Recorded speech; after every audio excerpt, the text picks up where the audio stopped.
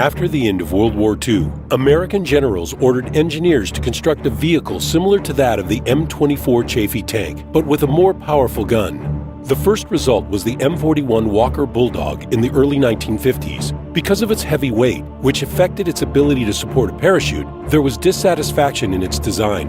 In May of 1952, the government requested the creation of a tank that would weigh 20 tons and come equipped with a 90mm gun. This request was later revised to have the vehicle weigh 18 tons with a 76mm gun.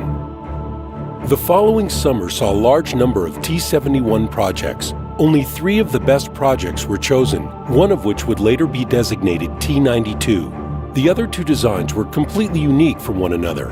Cadillac proposed to use a more classic layout with 4 crew members. Detroit, on the other hand, designed their vehicle to have an oscillating turret with an autoloader and reduce the amount of crew to 3.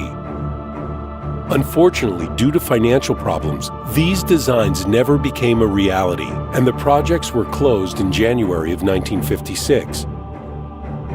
In reality, the T71 was nothing more than some blueprints and a model.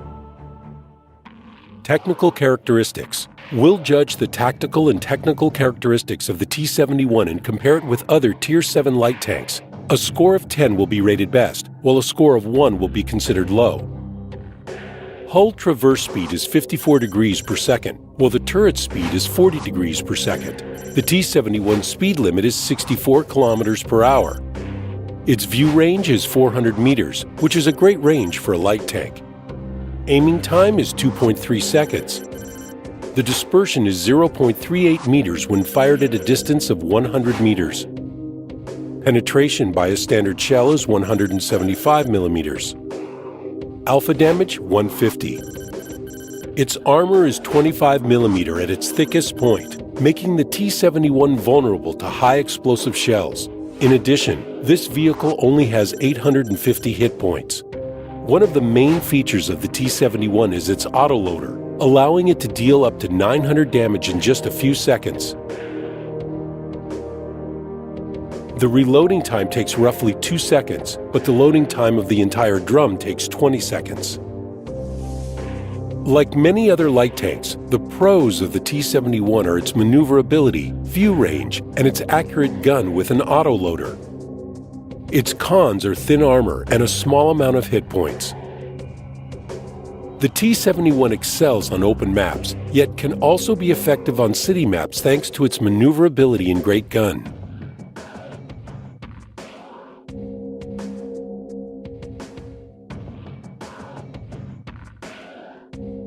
The T71's excellent maneuverability allows it to drive circles around enemy tanks, causing them fits. Like most American tanks, the T71 has a great vertical elevation angle. This allows it to shoot at enemies by peaking its turret over cover. The autoloader gives the T71 a great opportunity to keep dangerous enemies without tracks for several seconds, or by shooting at enemies' fuel tanks to set them ablaze. One of the most important and effective tactics when playing as a T71 is to distract other enemy tanks from shooting at allies. That's just one of the small tactics that can have a huge impact on the battlefield and help teams achieve victory. It's better to avoid close-quarter duels with tanks of the same class, since the T71's low HP doesn't allow it to survive long in these types of encounters. The T71 is ideal at shooting enemies from a distance of 50 or 100 meters. From this distance, it'll find its gun to be much more accurate against tanks of the same class. If it's not possible to retreat during a close encounter, try to time attacks in between an enemy's reloading time. In some cases, it might even be better to ram the enemy. When attacking, remember the basic strategy of shooting armored vehicles from the sides and rear, not the front, where armor is typically the strongest.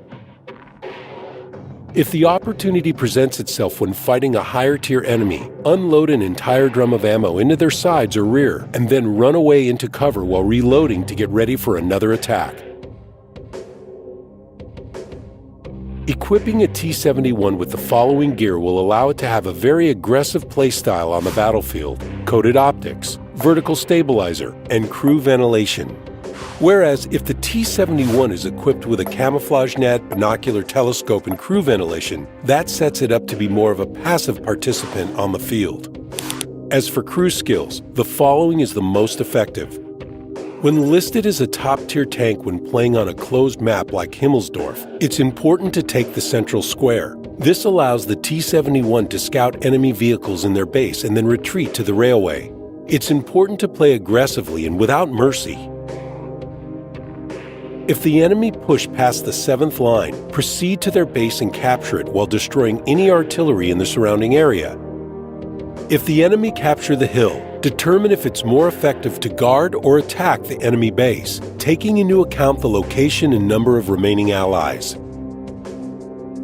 When listed as a low-tier vehicle, play cautiously, knowing that a single shot from any enemy tank will destroy the T71. So once the center of the map has been successfully scouted, retreat and guard the base. Keep an eye on the minimap and the location of allies. If possible, assist in attacking along the flanks or eliminating artillery placements. In addition, remember to avoid heavy tanks whenever possible. If enemies rush the 2nd and 3rd lines, attack enemies through the spaces between buildings and continue spotting enemy locations to assist allies. If there are a lot of self-propelled guns, scout from the center of the map and when secure, locate and destroy enemy artillery locations that are typically located at A0. When playing on other city maps like Ansk, drive through the 5th line and once enemy tanks are spotted, retreat to the open greenery. Whereas when on Runeberg, scout enemies in the city and continue to hide behind buildings. When playing on an open map and listed as the top-tier vehicle, many different tactics are available. We'll use Redshire as an example. Get involved in the battle, move fast, spot enemy tanks, and if possible, open fire.